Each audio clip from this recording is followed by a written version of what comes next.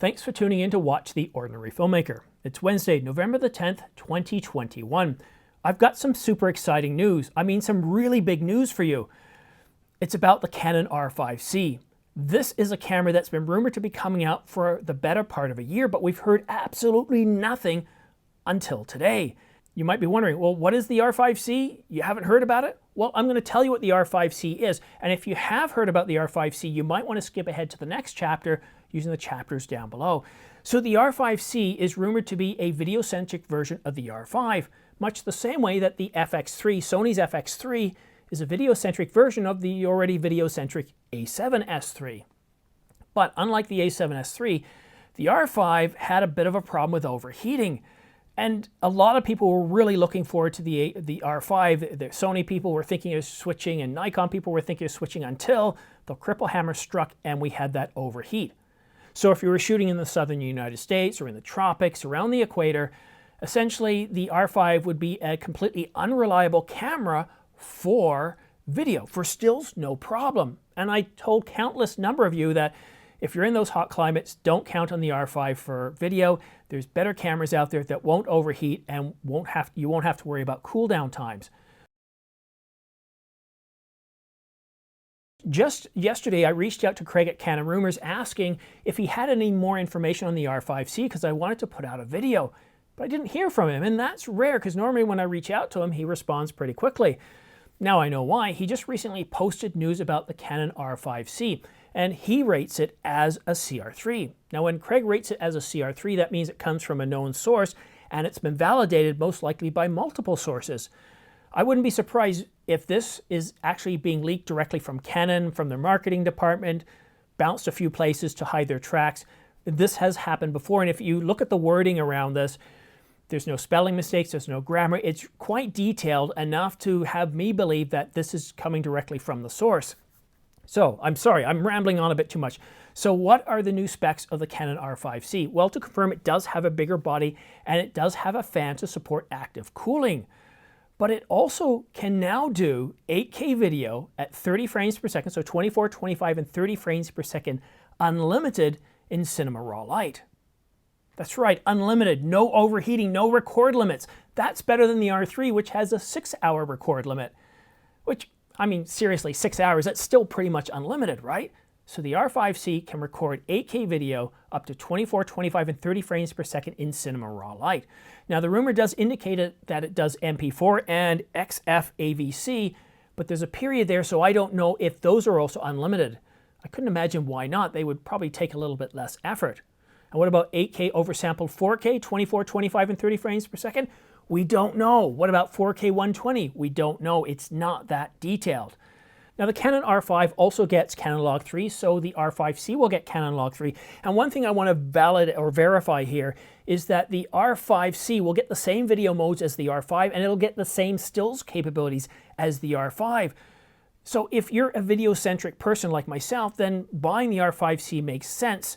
You can still strap on the same lenses and you can still use it as a stills camera.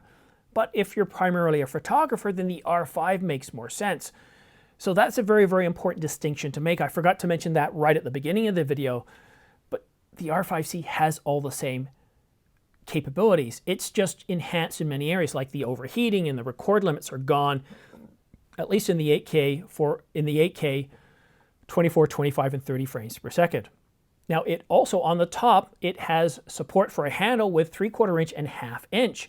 And the hot shoe, which won't get in the way, or the handle won't get in the way of the hot shoe, it's that same hot shoe found in the R3. It's the multifunction hot shoe. So another benefit. It also supports time code in and out. I know, lots of goodies here, right? Have I left anything out? Time code in and out. Oh yeah. So it does have Canon Log 3, but what I forgot to mention is that there's a definite maybe on Canon Log 2. What does that mean? Essentially, Canon hasn't made up their mind yet. Canon Log 2 would differentiate it further from the R5. We also don't have any confirmation about what other codecs could be included, such as Apple ProRes 422 or something else. And this is big, because I'm really tired of this micro. This might be a reason for me to upgrade Just this might be the single most important reason to upgrade. Instead of having a micro HDMI, it has a full-size HDMI port. They could have done it with the R5, so that's really, really exciting too. It has a full-size HDMI port. Have I left anything out? Time code, multi-purpose hot shoe, cinema raw light. The LCD might be moved further back a little bit. It's going to definitely look different from the R5. But what about pricing and availability? Well, I'm going to draw you away to the Sony FX3, which is a cinema version of the video-centric, or sorry, it's a video-centric version of the already video-centric A7S III. And the FX3 is about $300 more, and I could see Canon doing the same thing here. Don't expect Canon to drop the price of the R5. I mean, that would make sense too. They could drop the price of the R5, being that it's over a year later, year and a half, and then keep the R5C at the same price as the R5. Don't count on it. I really don't see them dropping the price yet. It's selling far too well, and in a day and age where it's very hard to get product out there, why drop the price if you don't have to? But when will it be available? The rumor initially said that we were going to have this camera in the first quarter of 2022, but it also said we would have an announcement in late 2021. Well, we haven't had the announcement, so I would say that it's a pretty good chance that we will have an announcement sometime in the first half of 2022, with the camera being released, much like the Z9, later in the year at maybe November or December. And the times, it's really hard to project the times, but this is definitely a 2022 camera. And what I think is going to happen over the next couple of months now, we're going to continue to get leaks on the R5C. It's going to be talked about. Canon's going to try to raise the hype around this to draw up interest. Now, when could they actually make an announcement? Well, they could do it as early as the second week of January, but I think that's a little bit early. We'll just have to wait and see. CP Plus is planned for the end of February, so we could get something then. But it's all speculation. We just don't know at this point. But I'm super excited. Have I gone? Oh my God! I'm talking too long here. But I'm super excited by the R5C, just like I was excited by the Nikon Z9 and the Sony Alpha 1. These are cameras that appeal to us, that can help with us with our workflow. But I know what some of you are thinking. I just spent $999 from B&H for the Ninja 5 Plus to record 8K video. Did I just waste my money? Well, that really depends. If Canon provides Apple ProRes 422 as a codec in the R5C, maybe, but I don't really think so. And even if they do, the Ninja 5 offers many benefits. It's an external monitor. It gives you many, many capabilities that the Canon R5 doesn't. And I like that bigger screen. The R5 LCD just isn't big enough. So I don't think you've wasted your money, but you could have sold your R5 and use that extra money go towards the R5C, because you probably won't get the full amount. But even today, because the R5 is still constrained, if you were to sell your R5, you'd still make a good bit of money back, and then the R5C probably won't cost you that much more. But one thing I want you to think about is the R5C. Don't think of it as a cinema camera. Don't expect it to function as a cinema camera. Think of it as a video-centric version of the R5. It's still a stills hybrid camera. It's not going to have internal variable ND filters. It's not going to have SDI outputs. And it's not going to have a lot of those other things that make a cinema camera a cinema camera. And based on what some of you have said, that's not what you're looking for. Oh, and one other thing too, I forgot to mention, please like and subscribe. I see it as a virtual pat on the back for a job well done. It gets me excited to get out and produce these videos. But also it really does help this channel grow. And I've really been pushing at it in the last couple of months to try and grow this channel a little bit more. I just hit 24,000 subscribers, and I'm hoping to hit 25 within just a month. And I can't do that without your help. But what do you think? Is the Canon R5 for you? Is this something you're looking at getting? Do you currently own the R5 and do a lot of video and would consider the R5C? Or were you one of those people that were looking at switching over to Canon before you heard about the overheat? And then you said, no, I'm going with the Alpha 1, I'm going with the Nikon, whatever, insert camera name. Does this change that? Would this have you coming back? I'm really curious to know what you guys think. For me personally, it doesn't enhance much of what I do. I teased about the full-size HDMI port, and yes, that makes a difference because I don't want to risk damaging the R5. But I don't have any overheating and I don't have any record limits because I'm using the Ninja 5 here in the studio.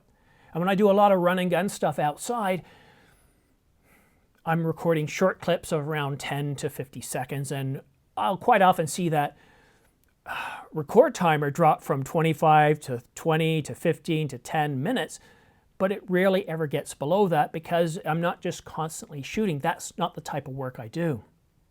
But if you live in the tropics, you live around the equator, you do a lot of shooting, you shoot outside or you shoot a long time outside, then the R5c is definitely something you need to look at. But there's a lot of information missing here. What modes can record without overheating? And the ones that can't record without overheating, how long can you go? What about 8K oversampled 4K, 24, 25, and 30? What about 4K 60? How long can you record and in what temperature? If it's 85, 90 degrees or 100 degrees Fahrenheit or 40 Celsius, how long can we expect to record? And this is what's missing. This is what we need to know. But the fact that it's got a bigger body, it supports active cooling, and if they did a much better design of the thermals, this camera should be able to record for a whole lot longer. And that's what's got me excited. I love great technology.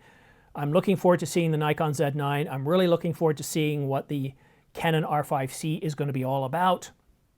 And also, another camera to watch out for, I think as Canon keeps teasing about the R5c, I think we're going to start to see some leaks about the Canon R1, but I don't see that happening for a while. I think Canon's going to keep that really tight for at least the first half of 2022 because they've got the R3 and they don't want to hurt sales of the R3.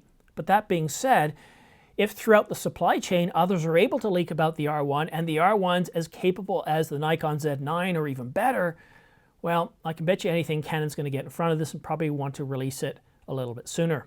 But that's it for now. Thank you so much for watching. I got to get upstairs and quickly edit this and put it together. But wow, Canon R5c, shaping up to be quite the camera. Thanks for watching. We'll see you again soon.